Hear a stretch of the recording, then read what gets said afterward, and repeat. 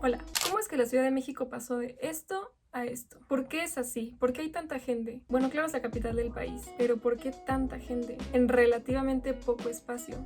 ¿Qué no se supone que esto era un lago? Bueno, querido amigo, hoy voy a resumirte un pequeño pedazo de la historia de esta caótica ciudad. ¿Por qué? Porque si no conoces su historia estás condenado a repetirla. No importa que no seas de aquí, creo que todos tenemos que aprender algo. Así que hoy te voy a contar el origen de estas cosas, chismes y por qué el 2 de octubre no se olvida, ya que estamos en estas fechas.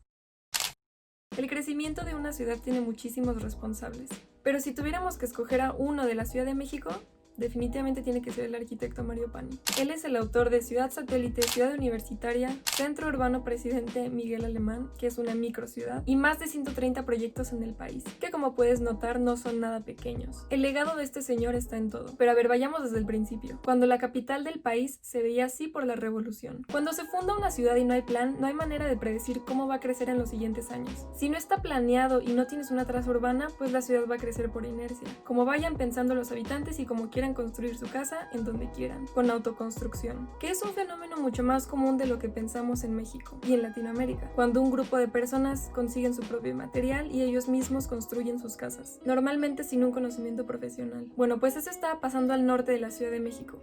Que vivían apiñadas en edificios ruinosos o en barracas y tejabanes improvisados y carentes de salubridad. Y sigue pasando en todo el país. Obviamente esto trae muchos problemas, pero bueno, eso lo voy a dejar para después. Mario Pani propuso una solución para todo esto. ¿Pero quién es Mario Pani? Mario Pani nació en México, pero como su papá trabajaba en asuntos políticos, su familia se mudó a Europa cuando él tenía 7 años, en 1918. Un México justo después de la Revolución, apenas llevaba un año en la Constitución. Vivieron en Italia, en París, de 1925 a 1934. ¿Pero por qué quiero hacer un énfasis en las fechas? París estaba viviendo la exposición de artes decorativas, y justo en estos años el mayor exponente de la arquitectura moderna era Le Corbusier, de quien le aprendió muchísimo. No te vayas a confundir porque una cosa es modernismo, otra movimiento moderno y otro lo contemporáneo. Pero bueno, para no hacerte el cuento largo, terminó sus estudios de arquitectura en París y en cuanto tuvo su título como arquitecto, a las 2 semanas se regresó a México, ya casado, y comenzó a construir. Ahora, aquí viene el chisme. Casi puso un pie en México y a los 23 años ya empezó a construir edificios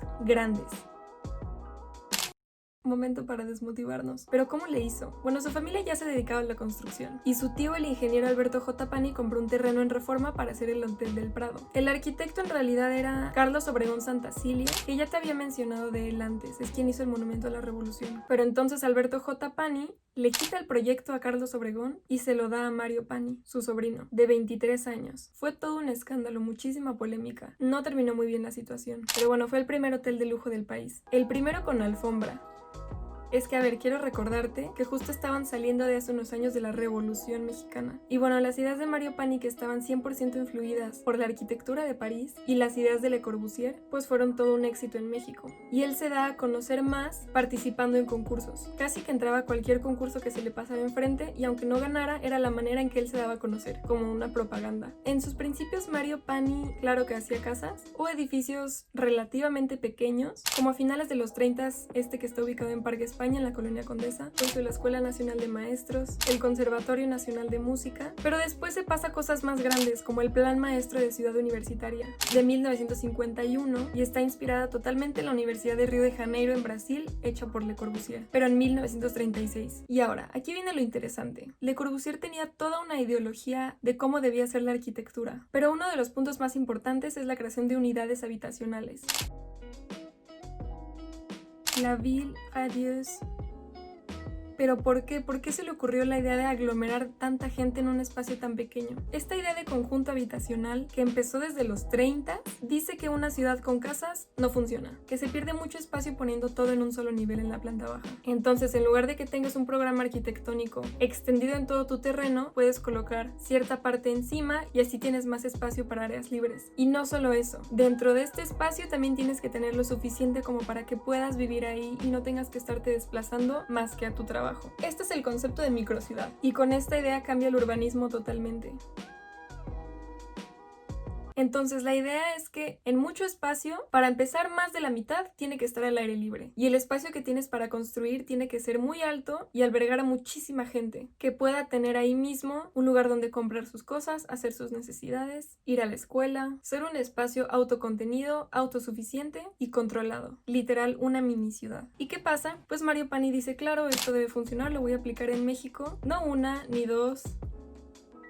Tiene muchos conjuntos habitacionales masivos.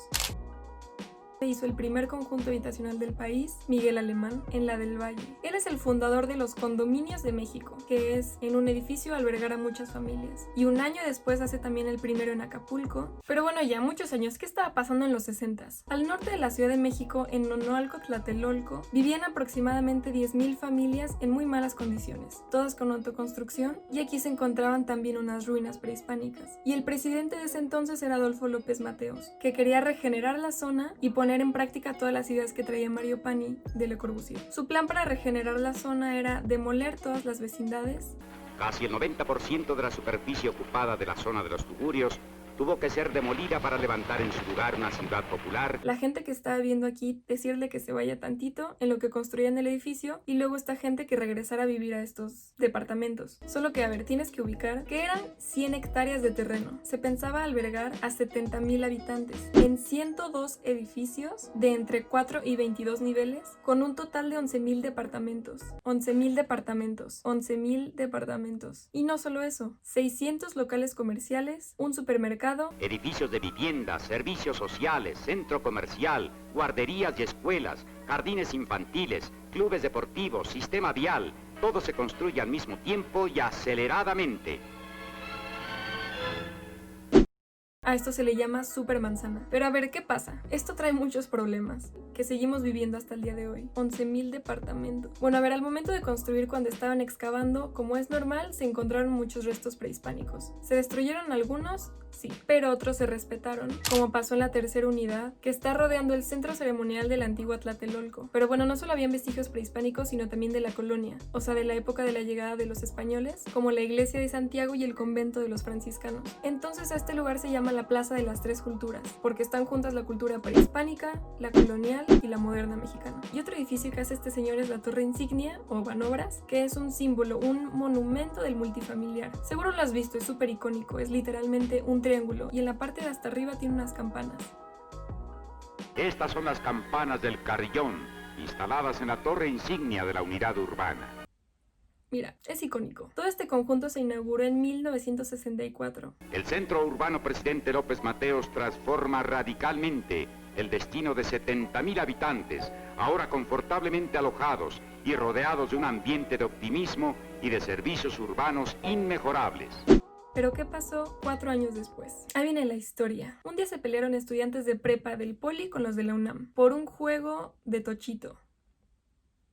Todo esto pasó un conflicto mayor porque el Estado estaba reprimiendo esta pelea. Entonces comenzaron a hacerse protestas porque los estudiantes no estaban nada conformes con cómo estaba respondiendo la autoridad. Pero en estas protestas terminaron metiéndose granaderos y el ejército. Obviamente esto enfureció todavía más a los estudiantes. Para este momento el presidente es Gustavo Díaz Ordaz. Y si así no lo hiciere, que la nación me lo demande. Que era oficialmente declarado anticomunista, y su gobierno estaba afirmando que todo este movimiento era un plan en su contra, hecho por los comunistas. Mientras tanto, los estudiantes crearon el Consejo Nacional de Huelga, y lo que pedían era que no se les reprimiera, y que se castigara a aquel que lo hiciera. No somos guerreros, somos estudiantes. Estos somos unos estudiantes, que el pueblo de México sepa que somos sus hijos, somos la juventud.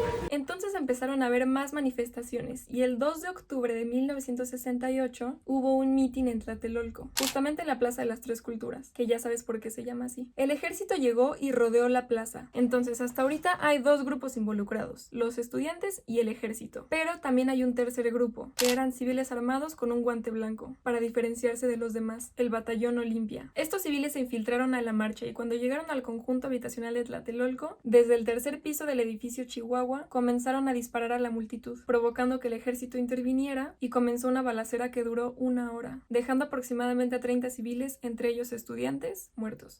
A ver, voy a hacer una pausa. Hay que recordar que 10 días después iban a ser las Olimpiadas en México, un evento importante que ponía esta situación en los ojos de todos. Y la gente del batallón Olimpia eran supuestamente entrenados para la seguridad de las Olimpiadas. Lo que es verdad es que las manos con guante blanco eran quienes disparaban casi al azar a la multitud. Otro punto importante es que a un costado de la plaza está la Secretaría de Relaciones Exteriores de ese entonces, que es un edificio hecho en 1965 por Pedro Ramírez Vázquez y Rafael Mijares, que es otro edificio que representa el estilo moderno de esa época. Y según Díaz Ordaz, el ejército estaba ahí únicamente para cuidar este edificio. Y eran más de 5,000 personas reunidas. Entonces, una vez que empezaron los balazos, la gente evidentemente huyó, provocando una estampida y con esto, pues muchos más lesionados. Y es que, a ver, acuérdate, son los 60s.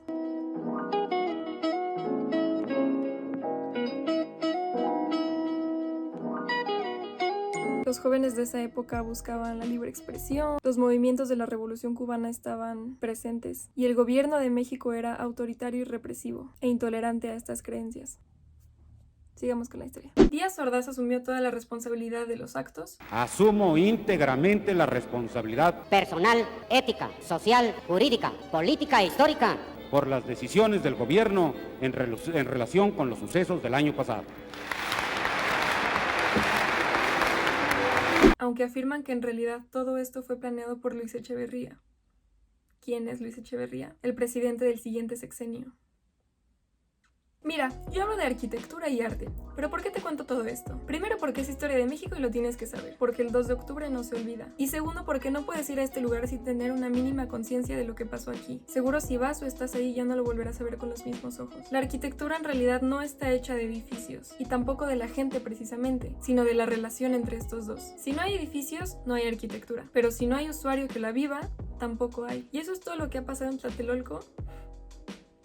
Es tan grande que por supuesto que cómo no iban a pasar más cosas. Uno de los problemas que tienen las unidades habitacionales precisamente es la inmensidad. Es tan grande que el ambiente social se vuelve un poco complicado porque, a ver, un problema muy común de todas las unidades habitacionales es este. Al ser como una microciudad, las responsabilidades se reparten en muchas personas. Y cuando hay tantas personas responsables, en realidad nadie es responsable. Incluso gente pensando que la solución la tiene que poner el gobierno, cuando es una propiedad privada. Pero bueno, 20 años después de que se construyó la unidad, hubo un problema en el edificio Nuevo León y por falta de una buena operación y mantenimiento, en 1985 llegó el sismo y tiró al edificio Nuevo León de la unidad Tlatelolco. Hoy hay un reloj de sol para conmemorar este suceso, pero ¿qué pasa? Se cae un edificio que es idéntico a otros 19 que están cercanos. Entonces la gente de los demás edificios se espanta, se va y se quedan abandonados algunos departamentos. Entonces gente llega a invadir. No.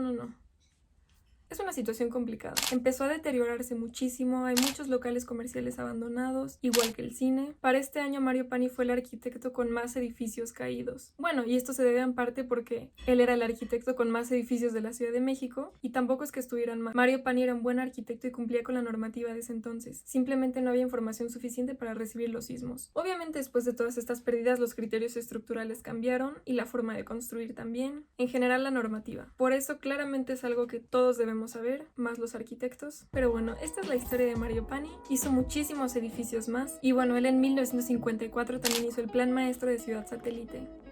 Te digo que él pensaba en grande. Ve cómo comenzó. Y si no sabes cómo es Ciudad Satélite, te dejo algunas fotos aquí.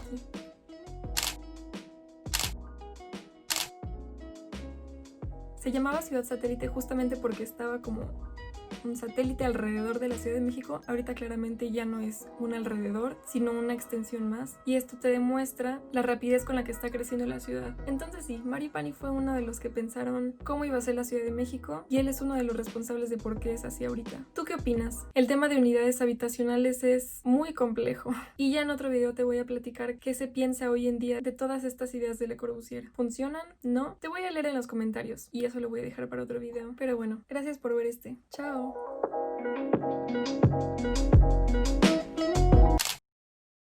Para la niñez, este es un mundo nuevo, de poderosos estímulos y de alegría. Los futuros ciudadanos se están formando debidamente, sin traumas espirituales.